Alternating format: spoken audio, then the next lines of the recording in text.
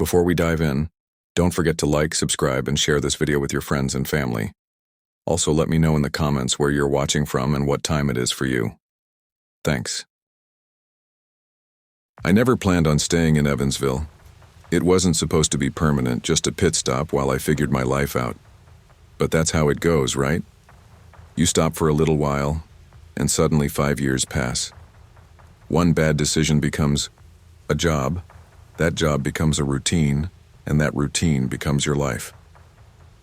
The Wendy's on Washington Avenue sits right between an old laundromat and a vape shop that's been coming soon for almost 3 years. The sign outside flickers between red and pink, and half the letters don't light up at night. When the wind blows from the east, you can smell the Ohio River. Stale, muddy, with a touch of oil. I hate that smell. It reminds me of my dad's garage. I got the job 2 months after my mom died.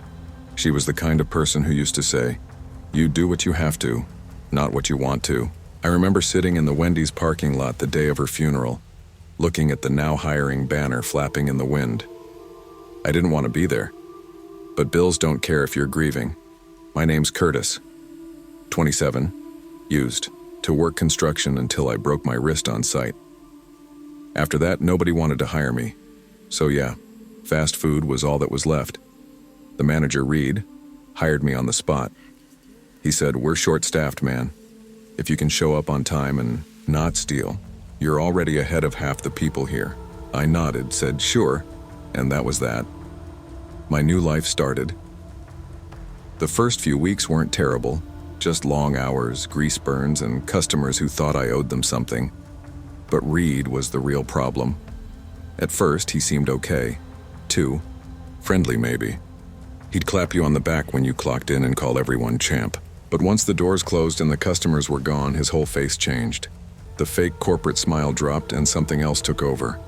He had this rule. Wendy's smiles are forever. That's what he said on my first night shift. Corporate wants energy, he told us, pacing between the fryers. They want to see happy faces even when no one's looking, because the brand doesn't sleep. We laughed, thought he was joking, but he wasn't. The crew was small. Tasha, single mom with 2 kids, tough as nails but always tired. Dylan, a quiet college kid from the university nearby. Rico, ex-con, worked drive-through because he didn't like people staring at his tattoos. And me, the new guy who still smelled like drywall dust some nights. We weren't friends, not really, but there's something about working the night shift together that makes you feel like you're in a foxhole. You learn people's rhythms. You know who sings while mopping, who sneaks fries when the cameras aren't pointing, who stares at the clock a little too long, and you learn fast when to stay quiet. The first time Reed flipped, it was over a half-wrapped burger. Dylan forgot to fold the wrapper the right way. Reed grabbed the burger, unwrapped it, and slammed it against the wall. It slid down, leaving a smear of ketchup and mustard like blood. He stared at Dylan, face red, breathing through his nose. "Smiles," he said quietly. "You forgot your smile." Nobody said anything. We all just stood there, the fryers hissing behind us. Then he forced Dylan to pick up the burger and rewrap it over and over again until his hands shook so bad he dropped it. Reed didn't yell. He just smiled. That wide, unblinking grin that didn't belong on any real person. After that, we learned. We smiled. We smiled so hard our faces hurt. It got weirder as the weeks went on. Reed would hold these team meetings after close. Said it was corporate training, but corporate never sent anyone. He'd make us line up in the kitchen, under the hum of those dying fluorescent lights, and tell us to hold our smiles. "You're part of the brand," he'd say, walking in circles. And the brand doesn't get tired, it doesn't get angry, it doesn't think, it just smiles. Tasha once whispered, "This is messed up," under her breath. He heard her. He grabbed her by the chin, hard enough to make her flinch. "You think you're better than the logo?" he hissed. "You think you can just stop smiling when the brand demands it?" After that, she called in sick for a week. By mid-December, people started disappearing. Not customers, workers. One Night, Rico just didn't show up. Then Tasha. Reed said they transferred. Corporate sent no emails, no replacements, nothing. It was just me and Dylan most nights. We'd take turns on grill and register. The smell of grease got into everything, my clothes, my skin, even my dreams. I started waking up in cold sweats, swearing I heard the fryers still hissing somewhere in my apartment. Dylan started talking. Less. His hands shook when he'd refill the fry baskets. He'd stare at the quality as our recipe poster like it meant something else. "You ever notice," he said once, "how the girl on the logo, she's not really smiling? Look close, her eyes aren't." I tried to laugh it off. "You're reading too much into it." He didn't laugh back. January 9th, the night everything snapped. The shift was quiet, freezing rain outside, no customers, for an hour. Reed was pacing again, mumbling about corporate presence and brand discipline. Dylan and I stood by the fryer, trying not to make eye contact. I wrapped a burger wrong, pickles on the wrong side. Reed stopped mid-sentence, turned to look at me. "Do you think that looks like a Wendy's burger?" he asked calmly. "I'll fix it," I said. He picked it up, stared at it, and then smashed it against the counter. Sauce splattered across my apron and face. He stepped closer, that grin twitching at the corners of his mouth. "You broke your smile," he whispered. Before I could move, he grabbed me by the collar and shoved me toward the walk-in freezer. "Reed, come on, man." I started, but he slammed the door behind us. The cold hit me like a punch. My breath turned to fog instantly. He circled me slowly, holding something metal in his hand. A meat thermometer. "You know what happens to people who stop smiling?" he said, voice low. "They freeze, just like the meat." He pressed the metal rod against my wrist. The cold was unbearable. I jerked away, but he grabbed my neck and slammed me into a stack of frozen patties. My head rang. "Say it," he hissed. "Say you'll never stop smiling." My voice broke. "You're sick." He laughed, a dry, broken sound. "I'm trained." He moved closer, face inches from mine. His breath smelled like coffee and rot. "You work until it hurts. That's the job." Something snapped in me then. Maybe the pain, maybe the fear. I shoved him hard, catching him off balance. He slipped on the icy floor, fell against a metal shelf. The sound echoed through the freezer like a gunshot. Outside, I heard something. A faint knock. Then again, louder. "Hey, you good in there?" It was Dylan. Reed turned toward the door, eyes wild. I didn't wait. I kicked the handle hard. The door burst open, cold air flooding out. I stumbled forward, gasping. Dylan stood there holding one of the heavy fry trays. Behind him was Tasha. Her eyes were hollow, but she was there. "What the hell's going on?" she asked. Reed came out panting. The smile was gone now, replaced by something worse. His face twitched like his muscles couldn't decide what expression to hold. "You're all part of this," he muttered. "You can't just stop." He lunged. Dylan swung first, hitting him in the shoulder with the tray. The metal cracked. Reed screamed. Tasha rushed him, pushing him back into the freezer. They fought, slipping, hitting, grunting. It was chaos. Boxes fell. The light above flickered, and for a moment I swore I saw something behind Reed in that freezer. Something moving, shifting in the frost, like a face forming in the ice. Then he stopped moving. Tasha slammed the door and locked it. The cops came an hour later. Reed was alive. Barely. They said he was talking nonsense, repeating the same phrase over and over. "Keep smiling." They took him away. We gave our statements, told them he'd snapped, that it was self-defense. Corporate sent out a memo 2 days later. "Thank you for your continued service and professionalism during this difficult time." They replaced Reed with a guy named Trent, who said, "We're starting fresh, new chapter," but nothing felt new. The freezer door still had dents where Reed hit it. The logo still grinned from the wall, same as always. It's been 6 months. Tasha quit. Dylan moved back home. I'm still here.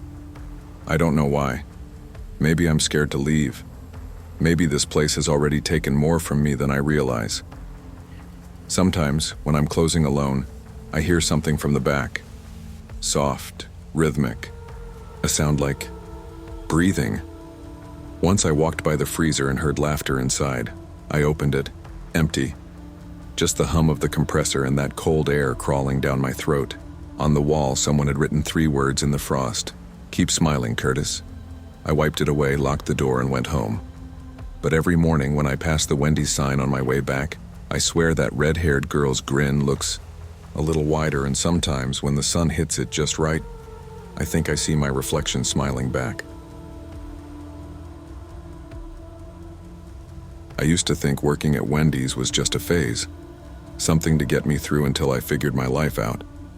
But here I am, 26 years old, still clocking in under the same flickering red sign that hums all night like it's mocking me. I never planned to stay this long, but plans don't mean much when you've already dropped out of high school and life keeps kicking you down.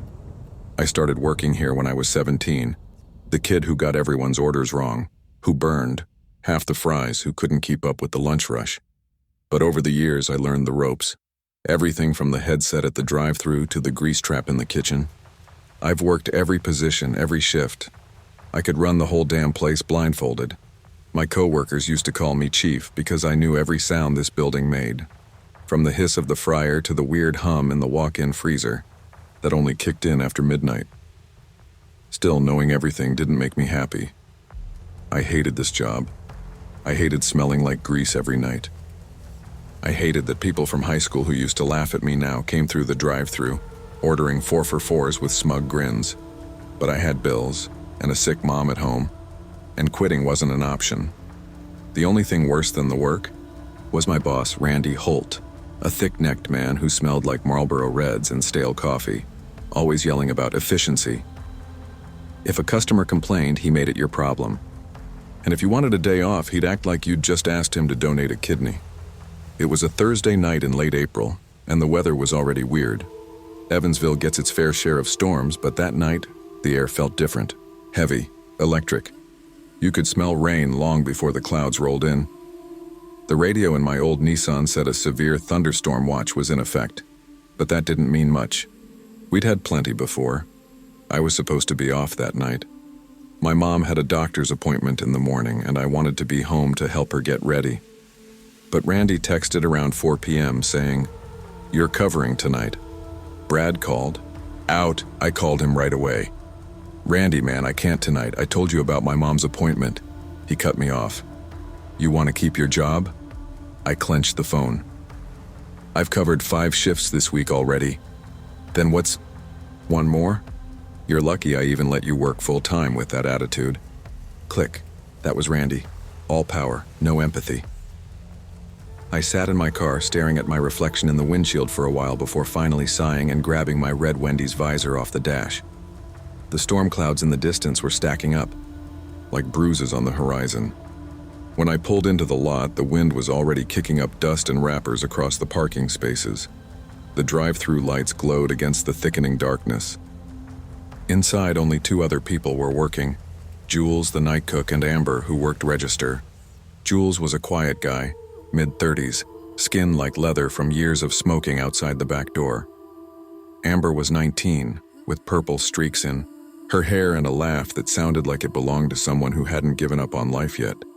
"Hey, Chief," Jules said, flipping patties without looking up. "You hear we might get hit tonight?" I clocked in, glanced at the radar on my phone. "Just a thunderstorm, maybe some wind." Amber shook her head. "Nah, my dad said there's a tornado watch for the county. He called like 10 times. "Then, tell him you're in the safest building in town," I joked, though my voice didn't sound convincing. Truth was, this old Wendy's wasn't safe from anything. Half the ceiling tiles were stained and the back door didn't even latch right. By 8 o'clock, rain was tapping the windows like fingertips.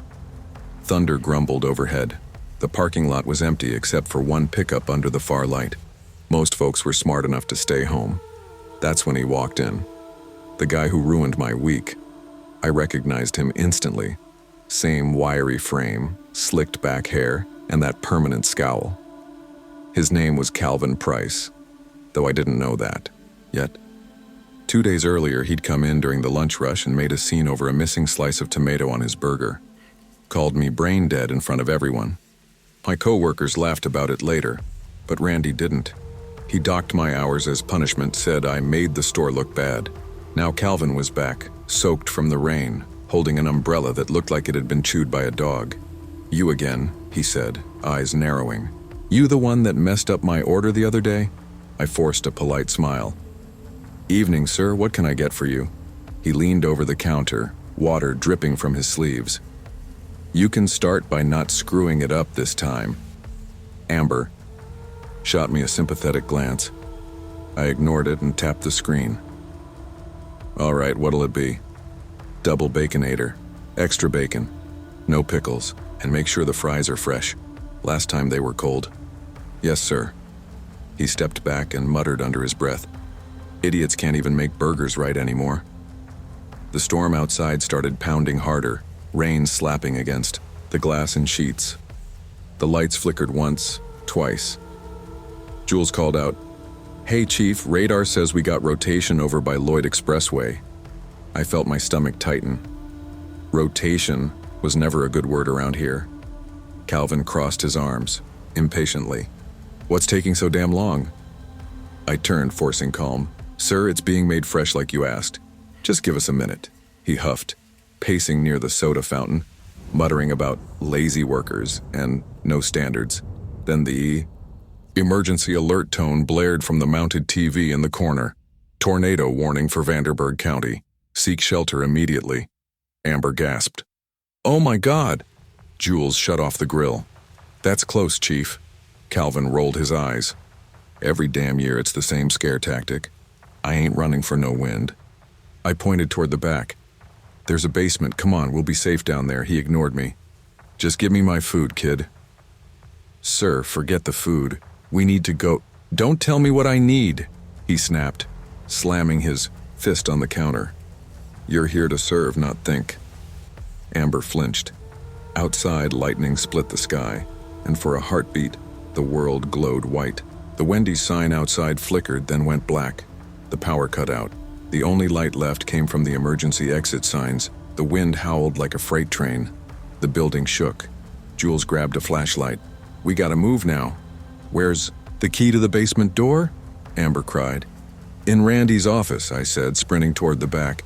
I could hear the rain hammering the roof like fists. Calvin followed me, shouting, "You're not going anywhere till I get my damn baconator." I spun on him. "Are you out of your mind? There's a tornado coming." He sneered. "Then it can wait in line like everyone else." Something in me snapped. All the humiliation, the long nights, Randy's yelling, the grease burns. It all boiled over. "Get out of my way." I shoved him aside and yanked the office door open. Papers flew off the desk as the wind roared through a cracked vent. I grabbed the basement key, turned, and stopped. A low, impossible sound filled the air, like the earth itself was moaning. Amber screamed, "It's here!" I looked through the front windows and froze. The tornado was visible even in the dark, a massive funnel twisting across the highway, swallowing streetlights as it came. It was moving straight for us. "Go!" I yelled. "Basement now!" Jules grabbed Amber's hand and ran for the back. I turned to follow, but Calvin stood rooted near the counter, hands trembling. "My food," he whispered. "It's still on the grill." I stared at him, disbelief washing over fear. "Forget the damn burger." He stepped toward the kitchen. "I came all this way." "Calvin!" But he didn't listen. He ducked behind the counter, fumbling for a spatula like some lunatic chef at the end of the world. The wind exploded through the front doors. The glass shattered inward, and a wall of air and debris roared through the dining room. I dropped to the floor, covering my head. Chairs and metal signs whipped across the room. The ceiling cracked, lights swinging like pendulums. Through the chaos, I saw Calvin, trying to flip a patty as the roof peeled off above him. His face was twisted in terror, yet he still clutched that spatula like salvation. Then he was gone. When I came to, everything was silent except the rain. The restaurant was gone, just a mangled shell. My ears rang. My body ached. I stumbled out, coughing dust, flashlight still clutched in my shaking hand. The air reeked of wet asphalt and smoke. The street looked like a war zone. Cars flipped, trees ripped out, power lines sparking. Jules and Amber found me minutes later, both covered in dirt, eyes wide. "You okay?" she asked. I nodded numbly. "Where's Calvin?" We looked back at what used to be Wendy's. The kitchen was just twisted metal. Firefighters arrived at dawn. They pulled 3 bodies out of the rubble. 2 were customers, who'd taken shelter in the bathroom. The 3rd was found in what remained of the kitchen, crushed beneath the collapsed fry station. They said he was still holding a half-wrapped Baconator in one hand. That was 5 years ago. The Wendys was never rebuilt. There's just a cracked concrete pad where it used to stand, weeds growing through the floor tiles. Sometimes when storms roll through Evansville and the sky turns that same ugly green, I swear I can see lights flickering in the empty lot. And if you listen close, real close, you can almost hear the faint ding of a service bell and a voice demanding, "Where's my Baconator?" I was bone-tired that night, the kind of tired that makes the edges of your vision blur and the world feel muffled, like you're underwater. I just clocked out of a 12-hour shift at the packaging plant off Highway 41, hands still smelling, faintly of cardboard dust and ink, when I noticed the Wendy's near my house had a brand new banner fluttering under the streetlight. It read, in big red letters, "Limited time only. The Krabby Patty is here." At first I thought it was some kind of joke. The Krabby Patty, like from SpongeBob. But there it was, real as day, with a cartoonish picture of a golden burger under the Wendy's logo. My name's Nick Larson, and I've lived in Evansville my whole life. 32 years. I've eaten at that Wendy's since high school. So seeing something that bizarre at my usual stop hit me weirdly nostalgic, and kind of exciting if I'm being honest. Like childhood meeting adulthood in the middle of the night. The drive-thru was packed. The line wrapped all the way out into the street, cars honking impatiently. The parking lot was crawling with people taking selfies with their burgers, laughing like this was the second coming of McRib. I didn't have the energy for crowds, so I figured I'd wait it out a bit. I went home, threw my uniform in the corner, grabbed a beer, and flipped on SpongeBob. The nostalgia hit harder than I expected. I remembered racing home after school to catch new episodes, me and my little sister yelling, "I'm ready," across the living room. That was before life got heavy, before Dad's heart gave out, before Mom moved to Kentucky, before I ended up working night shifts to pay rent on a house that always felt too big and too quiet. Anyway, 2 hours passed. The beer was gone. I figured it was late enough that the rush would have died down. I grabbed my hoodie and decided to walk. The Wendy's was only 10 minutes away, and honestly, I needed the air. The night was cold. The street lamps flickered, buzzing faintly. I remember passing by the darkened shell of a laundromat and an old pawn shop with a cracked sign that read, "Cash for anything." Evansville after midnight always felt hollow, like a movie set after the actors went home. When I reached Wendy's, the first thing I noticed was how empty it was. The parking lot that had been overflowing earlier was completely deserted. Not a single car in the drive-thru, not even a sound from inside. The glowing open sign still buzzed faintly in the window, so I figured maybe they were just winding down for the night. As I got closer, I saw a box truck backed up to the side delivery door. Some guy was unloading crates, tall, pale, with a shaved head and a faded brown jacket. He turned and looked at me as I passed. His eyes, I don't know, they were too still, too focused. Like he wasn't just seeing me, but reading me. Then he smiled. And something about that smile made my stomach drop. It wasn't polite. It wasn't friendly. It was like the smile someone gives you when they already know something you don't. I forced a nod and kept walking. Inside, the restaurant was dead silent except for the soft hum of the soda machine. The fluorescent lights buzzed overhead. The air smelled faintly metallic, like wet pennies mixed with fry oil. There was only one person behind the counter, an older woman, maybe late 60s, wearing a Wendy's visor that didn't quite fit. Her skin had a grayish tone to it, and when she smiled, her teeth were, God, they were brown. All of them. like she'd been chewing coffee grounds for years. "Evening, sweetheart," she said, voice rough and raspy. "What can I get you?" Yeah, can I get the Krabby Patty, the new one?" Her grin widened, stretching too far across her face. "Oh, you're gonna love it," she said. "Been making those all day." She typed something slowly into the register. Her fingernails were long and yellowed, clicking against the buttons, and said, "Go on, take a seat. I'll bring it out to you." There was no one else in the place. The fryer wasn't hissing, no clatter of spatulas from the kitchen, just that low hum of the lights and the old woman's slow footsteps disappearing into the back. I sat near the window. Outside, the empty parking lot reflected the glowing Wendys sign, shimmering faintly in the oil-stained asphalt. For some reason, I couldn't shake the image of that guy outside unloading those boxes. What was he bringing in this late? After a few minutes, the woman came back holding a tray. On it sat a perfectly wrapped burger. The wrapper was different, not the usual Wendy's red. This one was light blue with cartoon bubbles printed on it, like it was trying too hard to look like it came from under the sea. "Here you go, sweetheart," she said softly. "Hot and fresh." I unwrapped it slowly. The bun looked normal, maybe a little darker than usual, but the patty, it had a strange shimmer like there was a thin layer of jelly over it. I sniffed it. It didn't smell like beef. Not exactly. It was faintly salty, like the ocean. The woman stayed standing near my table watching. I forced a polite smile. "You mind if I eat in peace?" Her grin twitched. "Oh, I just like to make sure folks enjoy it. We've had a few complaints today." "Yeah, well, I'll let you know if it's good," I said, trying to sound casual. I took a bite. The first thing I noticed was the texture.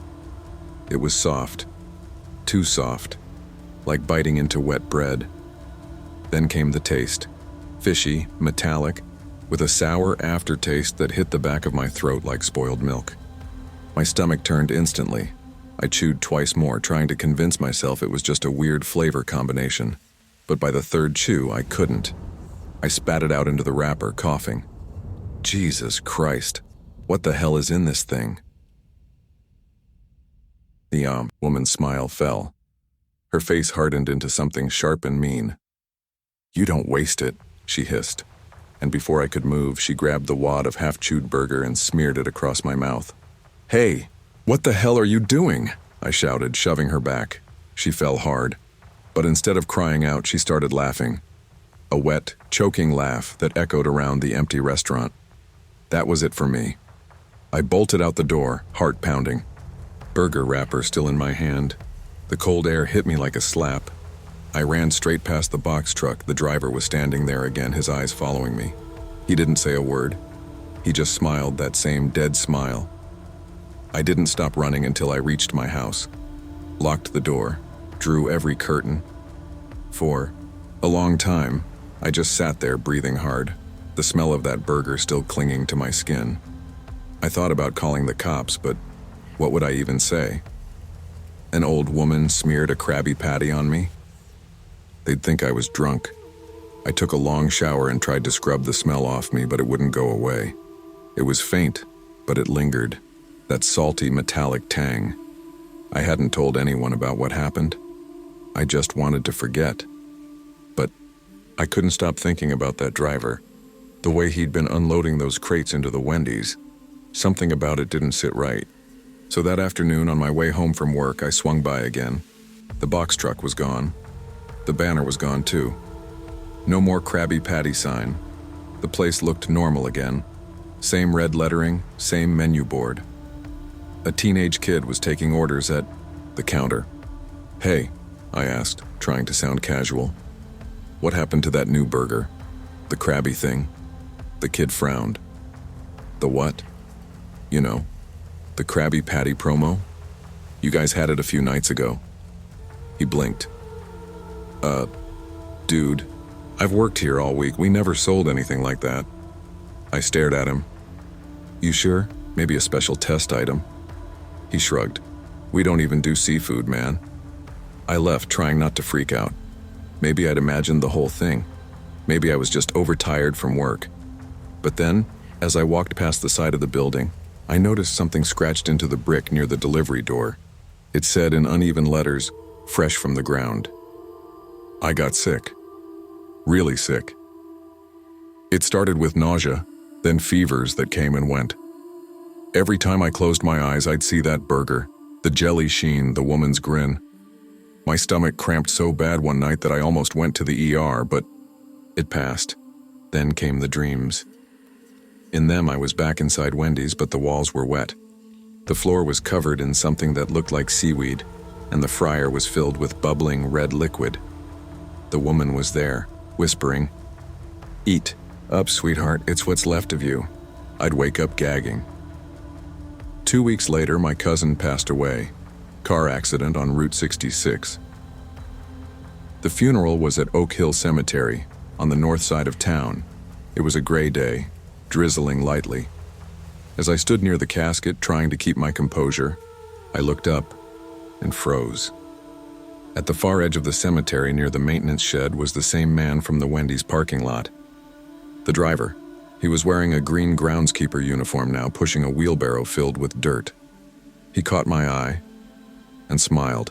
I nearly dropped to my knees. My brain finally connected the dots. The truck, the crates, the slogan on the wall. Fresh from the ground. They weren't unloading ingredients, they were unloading bodies. I looked around trying to point him out, but when I turned back, he was gone. Completely vanished. That night, I couldn't sleep. I kept hearing things under my house. Scraping sounds, faint and wet. When I went to check the crawl space, I found something buried in the dirt near the foundation. A piece of blue paper. I brushed the soil away. It was the same blue wrapper from the Krabby Patty. Only this time it wasn't empty. Inside was a small clump of gray hair, matted, wet, and smelling faintly of salt. I dropped it and ran. I haven't eaten fast food since. Every night I still smell that ocean stink in my kitchen. And sometimes when the air is still, I swear I hear a woman's voice whispering from under the floorboards. I never thought I'd be the kind of person who got queasy just driving past a Wendy's. But now, even the sight of that red-haired cartoon girl on the sign makes my stomach twist like I'm gonna hurl. There's one right on my route to work, right on Green River Road by that old strip mall that's half empty now. Used to be I'd swing through their drive-thru once or twice a week, mostly on nights I got off late and didn't feel like cooking. For years, it was my comfort food. Family-sized chili, 2 packs of saltines, and a Coke. Sometimes I'd dump in hot sauce, sometimes I'd just eat it as is. That chili was my ritual, something I could count on in a world that didn't offer much else. Back then I was working, maintenance at a hospital on the south side. Night shifts mostly, fixing busted sinks, flickering lights, that kind of crap. You don't realize how empty the world gets after midnight until you've spent enough nights alone in it. That Wendy's was my last stop before heading home. The people working that shift knew me. Not by name, but enough to recognize my face and toss me a "hey man, usual tonight" as soon as I pulled up. It was comfort, familiar, safe, until it wasn't. It started subtle. One night after a long shift, I swung by like usual. The same old fluorescent lights buzzing overhead. That weird smell of fryer oil clinging to everything. I ordered my chili, drove off, and cracked open the container as soon as I got home. I always ate a few bites standing over the sink, just a habit. But that night, something was off. It didn't smell wrong, not exactly. But the taste, God, the taste, was different. The texture of the meat was weird too. Like it had this mushy, almost slimy consistency. I figured maybe it was just a bad batch. Shit happens, right? I threw some salt and pepper in, stirred it up, and finished it anyway.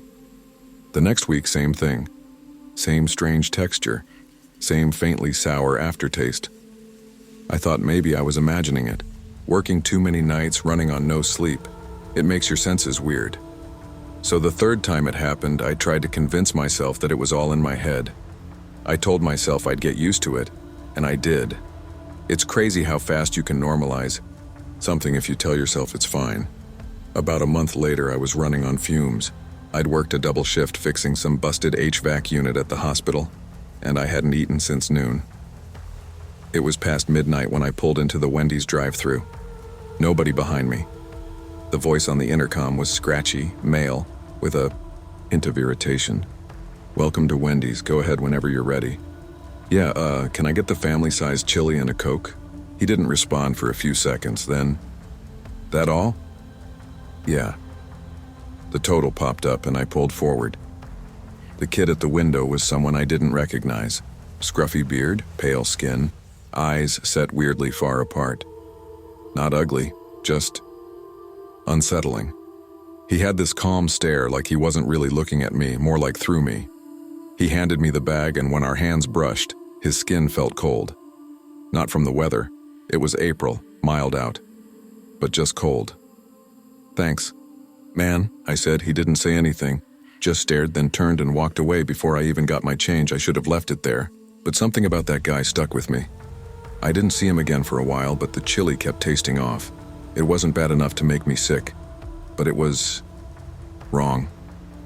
Metallic sometimes, bitter others.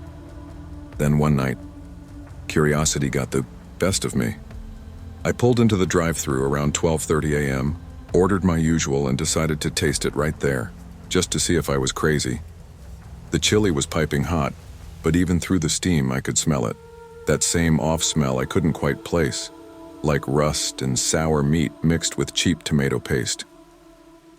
When the drive-thru window slid open again, I waved. "Hey man, sorry, quick question." The cashier leaned out. A different guy this time, young, skinny, probably 17. "Yeah? I think something's wrong with the chili tonight. You guys do anything different lately?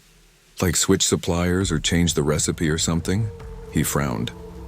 Not that I know of. I can grab the manager." He disappeared, and a moment later the scruffy guy appeared.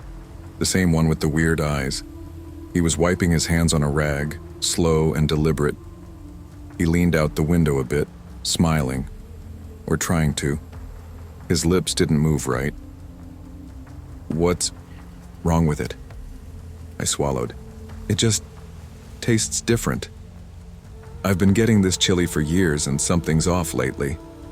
He stared for a beat too long. "If the recipe changed, I wouldn't know. Comes in pre-made." He blinked, smile dropping. "You want me to make you another one?" "Nah, it's fine. I was just curious." "All right," he said softly. "Have a good night." The way he said it, flat, like a recording, made my skin crawl. After that, I stopped complaining. I figured maybe he'd spit in my food or something. So I just kept quiet, kept eating. Eventually, I got used to it again. That's the sad part. The human brain will adjust to almost anything if it means keeping the routine going. Over the next year, that Wendy's became background noise in my life again. I never thought about the taste anymore. Never thought about the guy with the cold hands or his glassy stare. Until one night, 2 years later, when everything changed. It was a Tuesday. I remember because I had that old talk radio show on in the car. It was raining hard, the kind of steady downpour that makes everything look hazy.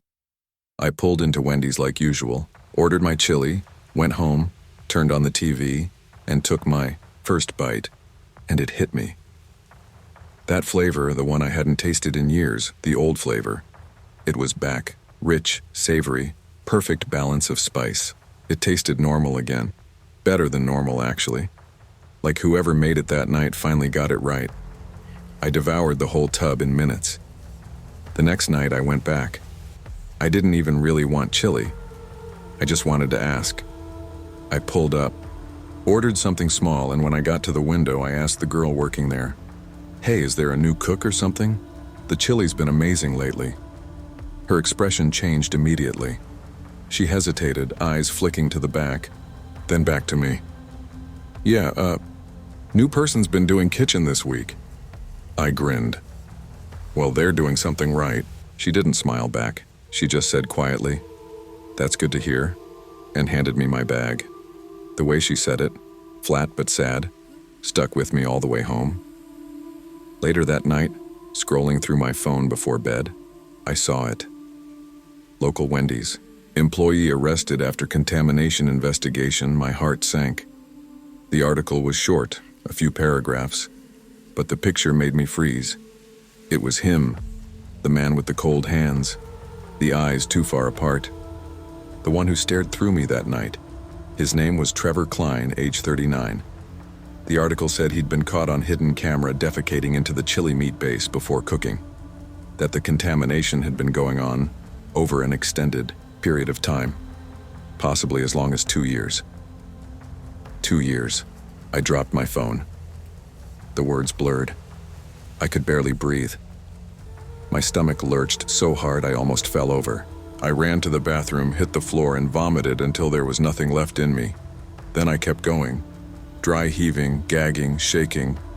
All I could think about was how many times I'd gone there, how many tubs I'd eaten, how many times I'd said extra chili with a smile. I started crying. Real ugly sobs, the kind you don't expect from yourself. It wasn't just disgust, it was betrayal. I trusted that place, I trusted that routine, and that man, that freak, had poisoned it. The next day, the story was everywhere. Local radio, Facebook, groups, even the damn newspaper. Apparently, he'd been doing it since 2019. Nobody caught him until a new manager noticed security footage showing him doing something near the prep table after hours. They reported it, and police found evidence right there in the food storage. They said he admitted it in interrogation, didn't even deny it. Claimed he liked knowing people were eating what came from him. The mental image alone made me dry heave again. I couldn't eat for 3 days. Every time I thought of food, I imagined that cold stare at the drive-through window. That weird, calm voice saying, "Comes pre-made." I couldn't sleep either. Every time I closed my eyes, I saw his hands stirring that pot. I tried driving a different route to work, to avoid that Wendy's, but it didn't help. Even passing a gas station with the faint smell of fried food made me gag. My co-workers noticed. One of them, a big guy named Rick, said, "Man, you look pale as hell. You good?" I told him what happened. He went quiet, then said, "Dude, I used to eat that chili too." We sat there in silence for a minute. Neither of us knew what to say. Eventually he muttered, "Guess we're bonded for life now, huh?" and tried to laugh. I didn't. Months passed. Life moved on for everyone else, but I stayed stuck there, like something inside me broke. I threw out every takeout container in my house. Couldn't even look at red plastic cups without thinking of Wendy's. Therapy didn't help much. My therapist said I was dealing with food-related trauma. No shit. I tried to move out of Evansville once, made it as far as Indianapolis before turning back. It's like I couldn't leave the scene of the crime. Like some part of me needed to keep seeing that empty Wendy's lot to remind myself it really happened. A few weeks ago, they tore the building down. I parked across the street just to watch. As the excavator clawed through the walls, I swear I smelled it again. That faint metallic stink that used to cling to my clothes after eating there. And for just a second, I thought I saw him, Trevor, standing behind the glass before it shattered. I know that's impossible, he's still in prison. When the wind shifts just right and I catch the faint scent of chili drifting from another fast food place, I feel it in my gut. That sickness, that memory, that thought that maybe, just maybe, I'm not done tasting what he left behind. I never thought I'd see the day when I'd be standing outside a Wendy's in Evansville, Indiana, hands shaking from something that wasn't just caffeine withdrawal. The parking lot lights buzzed overhead, that soft flicker that makes everything look more lonely than it should. Cars passed by on the nearby road, just enough noise to remind me the world kept turning, even after I stopped caring to turn with it. It was a cold evening, late October. The kind where the wind has that thin edge that cuts right through your jacket. I stood by the curb, clutching the straps of my worn-out purse, staring at the glowing red sign. Wendy's. I used to joke about that name once, back before I lost the right to joke about much of anything. Her name wasn't Wendy, of course, it was Lauren. But when she was little, people used to tease her about the logo. She had that same bright red hair, freckles dusting her cheeks. God, she looked just like that cartoon when she was 5. Always smiling, always asking questions, always too smart for her own good. That was before I lost her. It's been 21 years since the state came and took her from me. 21. Years since I stood barefoot in the living room of my old trailer, crying, screaming, promising I'd get clean, promising I'd change. But they didn't believe me. Hell, I didn't believe me. Back then, I was hooked on things I couldn't even name in the mirror. Pills, booze. Whatever would help me forget I was failing at being a mother. They placed her in foster care, and I remember thinking, it's just temporary. But months turned into years, then decades, and somewhere along the way, temporary became a life sentence. I got letters sometimes. She'd write to me when she turned 18, simple things at first. Hey Mom, I hope you're doing okay. Hey Mom, I got a job. Hey Mom, I work at Wendy's now, can you believe that? But I never wrote back. I'd tell myself it was because I didn't deserve to. The truth is, I was afraid. Afraid she'd hate me. Afraid she'd see me for what I'd become. But lately, something's been different. I've been sober 6 months, longest I've ever gone. My sponsor, Linda, keeps saying, you can't fix what's behind you, Carol, but you can stop running from it. So I decided to stop running. That's what brought me here, to this Wendy's off Green River Road, right next to the Speedway, gas station, across from the Kroger that's seen better days. The whole area looked tired, like everyone here had been working just a little too hard for a little too long. I guess that's why it felt familiar. Inside, the lights looked dimmer than they should have. Maybe it was just my nerves. Maybe I was hoping it'd feel warmer than it did. I could see a few customers at the tables, an older couple sharing fries, a kid playing with a phone while his dad scrolled through something on his. Behind the counter, I spotted her, Lauren. My knees almost gave out when I saw her. The years melted away all at once. I didn't see the grown woman in a Wendy's uniform. I saw the little girl who used to beg me to braid her hair before school, but something was off. Her hair was still red, though a duller shade now, tied back in a ponytail. Her face looked pale under the fluorescent lights, her expression unreadable, almost mechanical as she called out, "Welcome to Wendy's, how can I help you?" Her voice. That voice hit me like a truck. I hadn't heard it since it was small and full of laughter. Now it sounded flat, almost rehearsed. I hesitated at the entrance. I could walk away right now, tell myself I'd tried, but I'd been a coward long enough, so I stepped forward. The door chimed behind me and the cold air followed me in. She looked up briefly, our eyes meeting for a split second. I saw something flicker in hers. Recognition? Shock? Maybe nothing. I didn't know. "Hi, welcome to Wendy's," she repeated, her tone not changing. "Can I take your order?" I swallowed hard, stepping up to the counter. "Just a small coffee, please." She nodded, pressing the buttons. "That'll be $1.49. I handed her the cash, my hand trembling as our fingers brushed. Her skin was cold. "You look familiar," she said quietly, almost as if to herself. I should. I tried to smile, but it came out wrong. "It's me. It's your..." She froze, her hand mid-air. The hum of the fridge behind her filled the silence. "My what?" she asked, her voice suddenly sharper. "Your mother." The words came out so soft they almost disappeared in the hum of the fryer. For a moment, neither of us said anything. I could feel the air thicken. The cashier next to her glanced over, confused, but Lauren waved her away.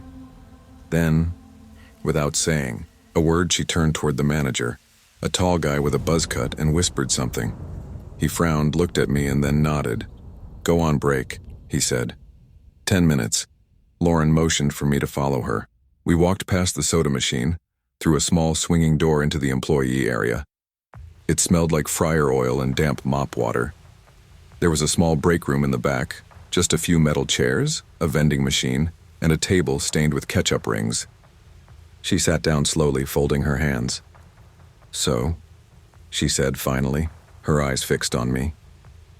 "You decided to show up after 2 decades. I know I don't deserve a welcome," I said softly. "I just wanted to see you. To tell you I'm sorry." She gave a short laugh. "Sorry? That's it? That's all you came to say?" I felt my throat tighten. "I don't have excuses. I was sick. I was broken. I thought I was protecting you by staying away." "Protecting me?" Her eyes flashed. "You were protecting yourself, don't lie." She wasn't wrong. And hearing her say it felt like someone pressing a knife against my ribs. I'd imagined this reunion 1,000 times, but in every version, she forgave me. She hugged me. She cried. This cold, angry woman wasn't the child I'd lost. But maybe this was who I'd made her. "You have every right to hate me," I said quietly. She stared at me for a long time, her jaw tight. Then, to my surprise, she sighed. "I don't hate you," she said. "I just don't know you." Those words cut deeper than hate ever could. We sat there in silence for a while. I noticed how her fingers fidgeted with the corner of her name, tag Lauren. The letters were chipped. Her eyes looked tired. She was 26, but she looked older, worn down. Something about her posture. It wasn't just fatigue from work. It was something heavier. "You okay?" I asked before I could stop myself. She gave me a strange look. "Why wouldn't I be?" "I don't know," I said. "You look pale. You always looked that way when you didn't eat." "I eat. Plenty," she said quickly. Too quickly. Then she smiled, a small forced thing that didn't reach her eyes. "You want to see something?" Before I could answer, she stood and motioned for me to follow. We went out through the back door into the narrow alley behind the restaurant. The air smelled like old grease and trash. The dumpsters were lined. Up along the wall, one of them open. The sound of buzzing flies filled the air. "This is where we dump old food," she said casually. "But sometimes things come back." I frowned. "What do you mean?" She looked at me, her face blank. "Sometimes the meat doesn't stay dead." I laughed nervously. "You're kidding, right?" She didn't laugh back. She just pointed toward the open dumpster. My stomach turned. Inside, beneath the half-rotted lettuce and cold burger patties, something moved. Slowly, like a hand, or what looked like one, pressing up through the garbage. "What the hell is that?" I whispered. She didn't answer. She just kept staring, her eyes glassy, distant. "It's been happening for months," she said softly. "Ever since I started here. Sometimes the burgers, they twitch. The fryer makes noises at night, even when it's off, and people don't come back for their shifts." My heart pounded. "Lauren, that's not normal. You should—" "Don't you tell me what's normal," she snapped, suddenly trembling. "You don't know what's been happening here. You don't know what it's like to work nights alone, when the lights flicker and the walls breathe." "Lauren." I stepped closer, but she backed away, shaking her head. "You left me once," she said. "You don't get to leave again." "What are you talking about?" I asked, voice breaking. "I'm not leaving. I came back for you. Too late." Something shifted behind her, a low hum from inside the restaurant. The windows glowed faintly red, like there was a fire inside. I blinked, trying to understand what I was seeing. But the next second, I heard it, a sound like whispering, coming from the vents. It was faint, layered, wrong. I couldn't make out words, but I knew they were voices, dozens of them, calling, chanting. Then from inside I heard the fryers hiss, though nobody had turned them on. Lauren looked back toward the door, then at me. "It's hungry again," she whispered. "Lauren, we need to get out of here," I said, reaching for her arm, but her skin was ice cold. She smiled faintly. "You don't get it, Mom. I am part of it now." Before I could speak, the lights flickered, and something slammed against the back door from inside. A dull, wet thud, then another. I stumbled back, heart racing. The metal bent slightly under the impact, as if something large was pressing against it from the other side. Lauren didn't move. She was staring at the door, her expression eerily calm. "It doesn't like interruptions," she whispered. "You shouldn't have come." The door burst open, slamming against the wall. I screamed. The smell that hit me, burned oil and blood, was unbearable. And in that red, flickering light, I saw shapes. Arms, torsos, things that looked human but weren't.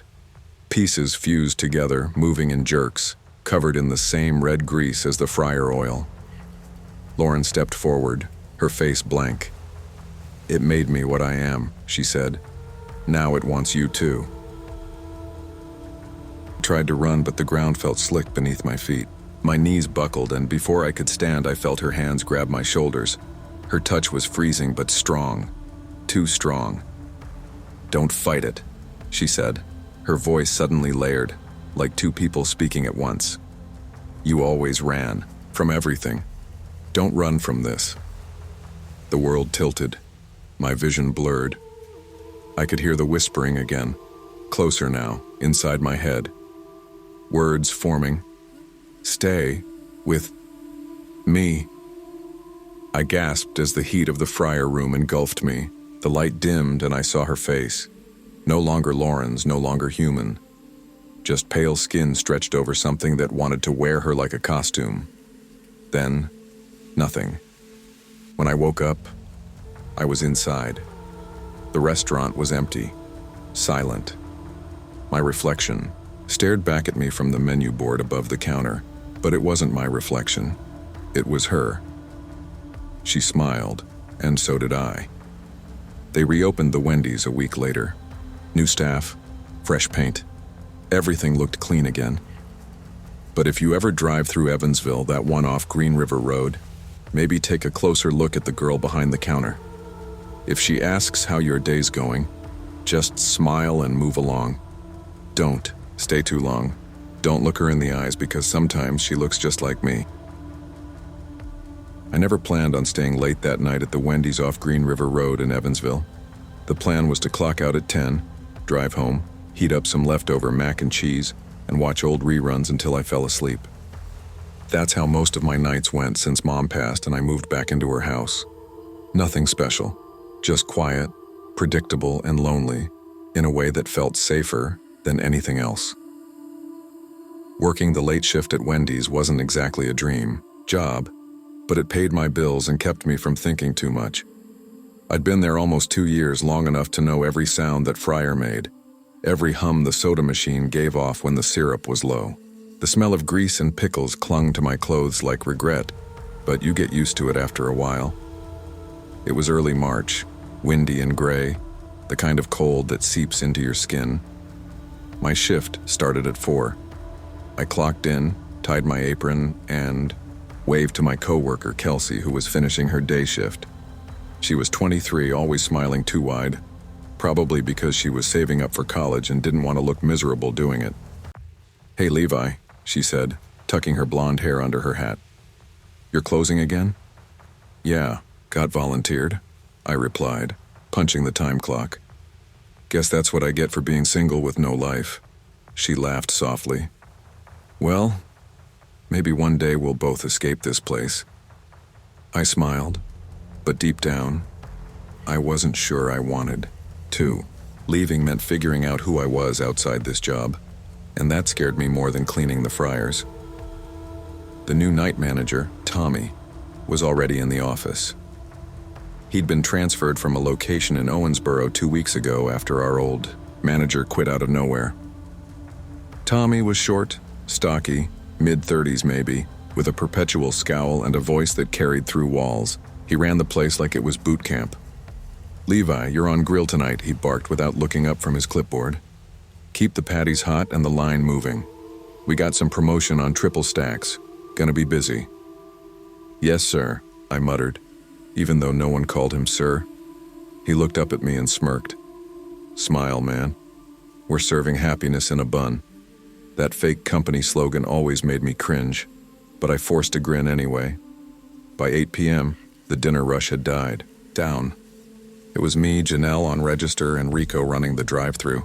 A few regulars were scattered across the dining room, an old couple sharing fries, 2 high school kids doing homework, and a middle-aged man eating alone near the window. He had this gray hood pulled low, hands trembling as he unwrapped his burger. For some reason, I noticed him right away. The man looked off, pale, sweaty, like he hadn't eaten in days. He kept glancing outside toward the parking lot where a rusted green Ford sat idling. I flipped patties and tried not to stare, but something about him pulled my attention again and again. "Levi," Tommy's voice cracked behind me. "You burnin'. Those patties are what?" I turned quickly. "No, just cleaning the spatula." "Then clean faster. We got a drive-through line backing up. Let's move." The night went on like that. Grease popping, machines humming, the air thick with the smell of overworked oil. The kind of night that feels endless. Around 9, Janelle leaned toward me from the counter and whispered, "You seen that dude by the window? He's been sitting there forever. Barely ate." "Yeah," I said. "Kinda gives me the creeps." "Tommy, talked to him earlier. Said he was waiting for someone." "Waiting for who?" She shrugged. "Didn't say. But his car's still running. Who leaves their car running that long?" Tommy overheard us and slammed his clipboard down. "You two got time to gossip, or you want to keep your jobs?" We both jumped back to work, but the man stayed there, still, watching. When I stepped outside to take the trash out around 9:45, the night air hit me, sharp and damp. Evansville nights smell like river water and exhaust, and that evening it carried something else, a faint whiff of gasoline. I turned toward the lot. The green Ford was still idling. Its headlights flickered faintly. "Sir?" I called out, half expecting him to ignore me. He didn't move, just sat there, hands gripping the wheel. I shrugged and went back inside. At 10 we locked the front doors. Drive-through stayed open another hour. Tommy sent Janelle home early and told me and Rico to start cleaning. "Corporate's coming in next week," he said, pacing near the soda fountain. "This place better shine like a brand new penny." Rico chuckled. "Man, this joint ain't never gonna shine." Tommy's eyes snapped at him. "What's that?" "Nothing, boss," Rico muttered, scrubbing the counter. The radio in the kitchen buzzed with static, then broke into weather alerts, severe thunderstorm warnings flashing across the tiny screen. I barely noticed. It was spring in Indiana. Storms were normal. But when the power flickered twice, Tommy cursed under his breath. "If the freezer goes down, I swear to God." He stomped to the back to check. I was wiping down the grill when I heard the door rattle. Knock, knock, knock, front door. Someone was outside even though we'd locked up. I walked over, half expecting a late customer. The man with the hood was standing there, face pressed against the glass, mouth moving but no sound coming through. "Sir, we're closed," I called. He didn't move, just stared. Then he lifted something, a small white takeout bag, and mouthed, "I left this." "What?" I said, frowning. I couldn't hear a thing through the glass. "Left what?" He pointed to the bag, then at me. "For you," he mouthed. I froze. "Tommy?" I called out. No answer. I looked back. The guy was gone. The parking lot was empty. I stepped outside. The wind had picked up, carrying bits of paper across the lot. The green Ford was still there, but idling quieter now. The man was nowhere to be seen. I looked down. The white Wendy's bag sat on the curb beside the door. My name, Levi, was written on it in red marker. "What the hell?" I muttered, bending to pick it up. The bag was warm. I carried it inside and set it on the counter. Rico raised an eyebrow. "Dude, what's that?" No clue. He left it. Tommy came back from the freezer. "What left what?" "This," I said, pointing. "Guy dropped it off for me." He frowned. "You mean a customer gave you food? What is wrong with you idiots? Throw that out." I hesitated. "But my name's on it." "Who cares?" "Trash. It." I started to toss it, but curiosity got the better of me. I opened the bag slightly. Inside was a small styrofoam cup and a folded napkin. On the napkin, scrawled in shaky handwriting, "Don't let him lock the door." "What the hell?" I whispered. Rico leaned closer. That's some creepy voodoo shit, man. Tommy snatched the bag from me and tossed it straight into the trash. Enough games. Clean the grill. But that note sat in my head like a splinter. Don't let him lock the door. What did that mean? By 10:30, rain lashed against the glass, lightning cracked over the rooftops. Tommy called for everyone to wrap up early. Storm's getting bad. Let's close the drive-thru and lock down, he said, already sliding the deadbolt on the back door. Wait, I started. He glared. What? I hesitated. The words stuck in my throat. Nothing, just thought we were supposed to keep one exit open during severe weather. He chuckled darkly. You scared of a little thunder, Levi? I didn't answer. The rain hammered harder. The wind outside roared like a freight train. The lights flickered again. Get the generator ready, Tommy ordered. Rico went to check the breaker, grumbling under his breath. I wiped my hands on a towel and leaned against the counter. The storm outside was deafening now. Then, a crash. Something heavy slammed into the side door. Tommy ran to it. What the? It was the man in the hood. He was outside again, pounding the glass, yelling something we couldn't hear through the storm. Rico peeked over. Yo, he's back, man. You want me to call the cops? Tommy's face twisted. No, I'll handle it. He stormed toward the door and flipped the lock. The guy pushed it open halfway, rain soaking the floor. Sir, I told you, Tommy began, but the man interrupted him, voice hoarse, desperate. You gotta get out, he shouted. You don't understand, Tommy shoved him back. Get lost before I call the police. The man's eyes were wild. The gas, he filled the line, it's leaking, the car. But Tommy slammed the door shut and threw the bolt again. Freak, he muttered. I stared at him. What did he say? Hell if I know. Probably a drunk. Get back to work. But my gut twisted. Gas. The word hung in my head. Minutes later, I smelled it. Faint, but real. That sharp chemical tang that makes your stomach turn. I glanced toward the fryer room. The flame under the fryers flickered weirdly blue. Tommy, I called, voice tight. You smell that? He rolled his eyes.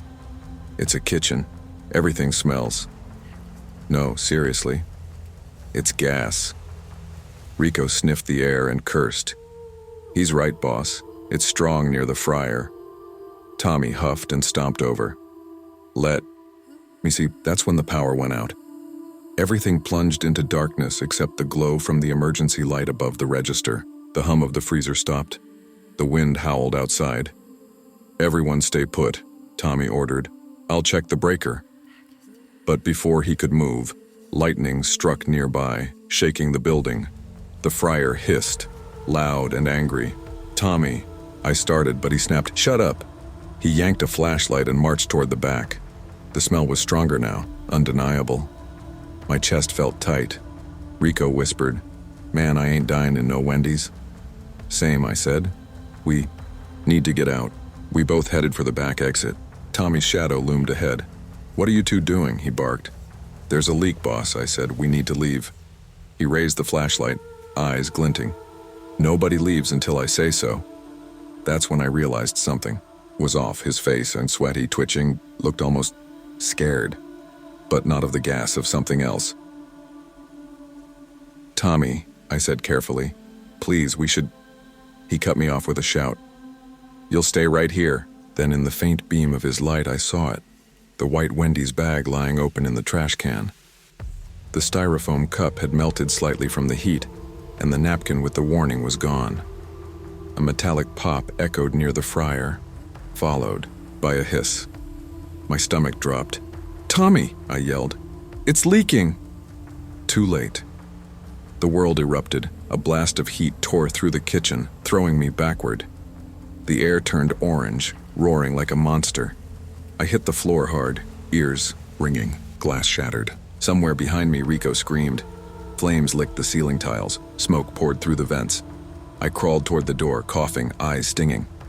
Rico, I shouted, voice raw. Where are you? I'm stuck, he gasped. I turned. He was pinned under a collapsed shelf, legs twisted. Hold on. I grabbed the shelf, heaved with everything I had. It budged just enough for him to crawl free. His skin was blistered, uniform torn. "We gotta move," he yelled. We stumbled toward the front, the exit sign glowing faintly through smoke. But the door, locked. Tommy had bolted it earlier. "Help me!" I pounded the metal bar, but it wouldn't budge. Behind us, flames crept closer. The fryer popped again, sending burning oil across the floor. "Break the glass!" Rico shouted, grabbed a chair and slammed it against the window. Once, twice. The third hit cracked it. A rush of cold rain blew in. We climbed through, tumbling onto the wet pavement. Outside, thunder rolled. Fire roared behind us, devouring the restaurant. Sirens wailed in the distance. I turned back. Through the smoke, I saw movement inside. Tommy. He was standing near the counter, staring at us through the flames. His mouth moved, twisting into something like a smile. Then the roof collapsed. I woke up in the hospital 2 days later, bandages on my arms, lungs aching from smoke. Rico was in the next bed, leg in a cast. He gave me a weak grin. "Damn, Levi. Guess we survived." I nodded, voice barely there. "Tommy?" His smile faded. "They pulled 3 bodies out. One was him." I looked away, throat tight. "And the guy? The one with the hood?" Rico frowned. "Cops found his car across the street. The tank had ruptured. He'd been trying to warn us." My stomach twisted. The note. The warning. "Don't let him lock the door." A week later, the news ran a short segment. Local Wendy's explosion under investigation, gas leak suspected, 2 employees injured, 1 dead. That was it. No mention of the man who tried to help. When I was finally discharged, I drove by what was left of the place. The building was gone, replaced by yellow tape and scorched pavement. Rain fell softly, washing soot down the curb. I parked for a long time, engine running, staring at the empty lot. The air still carried that faint smell of grease and smoke. And then, in my rearview mirror, I saw a man standing by the road. Hood pulled low, hands trembling. I blinked and he was gone. I don't go out much anymore. Got a job at the grocery store instead. But every time the fryer sizzles or I smell propane, my chest tightens. Some nights I still dream of that note, written in shaky red ink. "Don't let him lock the door." And every time I wake up, the air smells faintly of gas. I had just clocked out from the lumber yard when the rain started. It wasn't a heavy downpour, more like that misty drizzle that sticks to your jacket and seeps through your shoes if you walk too long in it. My hands were still sore from lifting, beams all day, and all I could think about was getting something greasy in my stomach before the 30-minute drive home. There was a Wendy's on Riverside Drive, right near the interstate exit. The kind of place that stayed open 24 hours but never had more than 2 workers on the night shift. I'd stopped there plenty of times after work, but that night felt different. The air smelled strange, wet asphalt and something faintly metallic, like the scent of a penny pressed against your tongue. I pulled into the parking lot a little after 12:30. Only one car was parked out front, a faded blue Honda with the driver's seat reclined. The neon "Open Late" sign buzzed against the glass like it was struggling to stay awake. Inside, the lights were harsh and sterile. The red vinyl booths were empty except for one woman mopping near the soda fountain. She looked up when I came in, her tired eyes meeting mine. "Kitchen still open?" I asked, wiping my boots on the mat. She nodded. "Yeah, but only drive-through. We're short 1 cook. You can order at the counter if you don't mind waiting." I smiled. "No worries, I'm starving." Her name tag said Cindy, letters faded from years of bleach and grease. She looked like she'd been there all night. Gray hair tied in a bun, sleeves rolled up to her elbows. As she keyed in my order, double baconator, fries, large Coke, I noticed the smell again. It wasn't the usual fry grease smell. It was heavier, sour almost, like something burning mixed with wet rubber. "You smell that?" I asked. She sniffed, frowning. "Yeah, thought it was the fryer again. Maintenance was supposed to fix that." The rain outside intensified, tapping against the windows in rhythmic bursts. I could see my reflection in the glass. A tired 34-year-old, guy in a yellow work jacket, stubble covering half my face. I looked like someone who'd given up trying to keep up with life. While I waited, I pulled out my phone and texted my sister Molly, who lived 2 towns over. Done W shift. Grabbing food. Be home soon. No reply. Behind me, the drive-through speaker crackled. Welcome to Wendy's, go ahead when you're ready. A long pause, then faintly, a man's voice. Just, give me a Frosty. Cindy looked toward the window. That guy's been around a few times tonight, keeps ordering the same thing. How many times, I asked. She shrugged. 3, maybe 4. Doesn't talk much. When she handed me my food, I thanked her and started to leave, but curiosity got the better of me. I walked toward the window to peek at the car that had just pulled up. It was an older white sedan, looked like a Crown Vic, the kind cops used to drive. Its headlights cut through the rain like twin flashlights, but I couldn't see the driver, clearly. Cindy's voice came from behind me. Weird, right? Yeah, I said quietly. Weird. I sat in my truck with the engine running, eating fries one by one and scrolling through my phone. I wasn't in a rush to drive home. The rain was coming down in sheets now, and the roads in Evansville get slick fast when it pours. As I finished the burger, I glanced back at the Wendy's drive-thru. The white sedan was still there, motionless, at the window. The red brake lights glowed like embers through the rain. 5 minutes passed. Then 10. No movement. Maybe he fell asleep, I muttered to myself. Something about that thought unsettled me. The rain drummed louder, masking all other sounds. I turned off the radio and cracked my window, listening. The low idle of the sedan's engine was steady, almost too steady, like it had been running for hours. I got out of my truck and walked toward the drive-through lane, shielding my head with my jacket. The pavement was slick and reflected the Wendy's sign in distorted red ripples. As I neared the sedan, I called out, "Hey man, you good?" No response. I took another step, the smell of exhaust thick in the air. I could barely see through. The rain-streaked glass, but the driver looked slumped over, head hanging low. "Sir?" I said louder, knocking on the window. Nothing. Cindy's voice shouted from the side door. "Hey, don't get too close." I turned. She was standing half, outside, rain soaking her uniform. "That guy gives me the creeps," she said. "He's been doing weird stuff all week. Sits there with the engine running, sometimes for an hour, then just leaves." "Have you called the cops?" I asked. Manager said not to unless he causes trouble. You know how it is, corporate doesn't like drama. I knocked again. This time the driver's head shifted slightly and I nearly jumped. But then I realized it wasn't movement. It was the reflection of lightning flashing overhead. "Something's wrong," I said. "I'm calling 911. But just as I reached for my phone, the sedan's engine sputtered, coughed, then roared back to life. I stepped back. The brake lights flickered twice, then went out completely. Cindy screamed. The driver's door swung open, slow, deliberate. Rain blew inside the car, and that's when I saw it. The seat was empty. I froze, my brain trying to catch up with what my eyes were telling me. The engine was still running, the gear in park, but there was no one inside. Cindy backed away, crossing herself. "Oh, hell no. Nope, I'm not dealing with this again." "Again?" I asked. Her lips trembled. "You didn't hear? A guy shot himself in that same car last month. Same model, same color. Happened right here. They towed it away the next morning." "That can't be the same one," she pointed. "Plates match. I remember them." Lightning lit up the lot, and for a split second I saw a faint outline in the driver's seat, a shadow that looked like someone leaning forward, head tilted. Then it vanished when the light faded. I bolted back to my truck. The cops arrived within 15 minutes.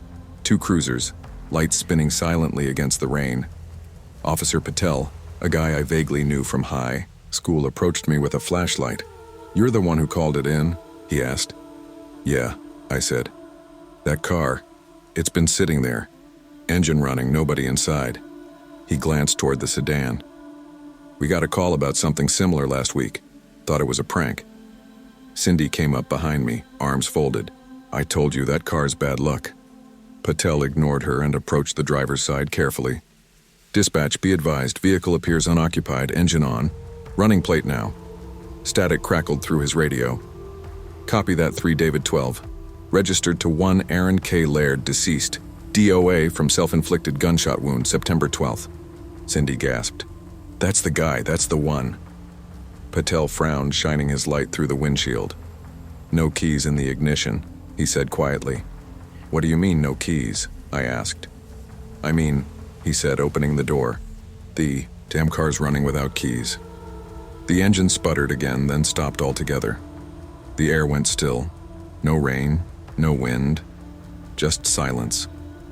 Something about that silence felt wrong. Patel stepped back. "Tow it. We'll take it to impound." Another officer moved in to attach chains, but as soon as he leaned down, he flinched. "Yo, Sarge," he called, "come look at this." Under the car on the wet pavement was a puddle that wasn't rainwater. It was dark, thick blood, except it wasn't spreading. It was pooling upward, defying gravity, like the ground itself was exhaling something liquid and alive. Patel stumbled back, muttering, "We're done here." The sedan was towed, and I drove home in stunned silence, my food cold on the seat beside me. That night I dreamed of the white car idling outside my window, its headlights glowing through the blinds. I woke up drenched in sweat at 3:14 a.m., the faint hum of an engine echoing in my ears. A month passed. I tried to forget about it, told myself it was just exhaustion, bad lighting, imagination. But every night on my drive home I passed that same Wendy's. And every night I swore I saw those red brake lights flicker once, like the car was still there waiting. One Friday, after another long shift, I stopped in again.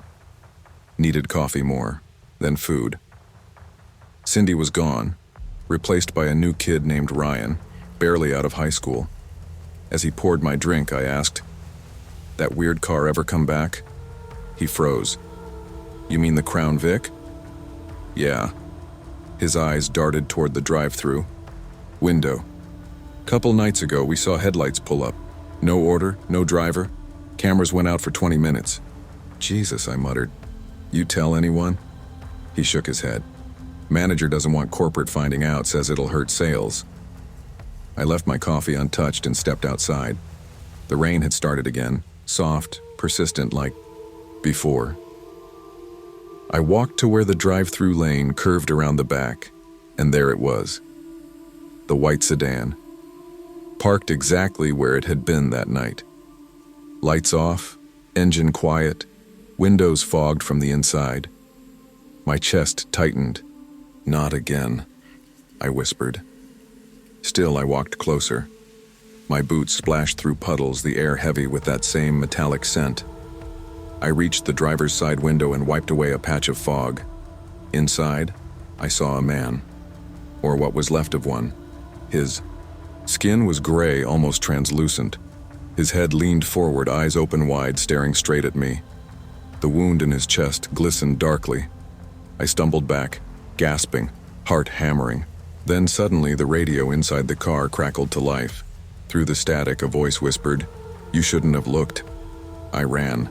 When I turned back, the car was gone, vanished into the rain, leaving nothing but tire tracks and the faint smell of smoke. The next morning I called Patel, told him what I saw. He didn't answer right away, then finally said, "We towed that car last night. It's at impound right now, hasn't moved an inch. To Dada Wendy's." I hung up without replying. 2 days later, the Wendy's on Riverside Drive closed suddenly. "Renovations," the sign said. But locals knew better. They said workers heard an engine idling every night after, closing, even when the power was cut. Last week, driving home, I stopped at the intersection near where it used to stand.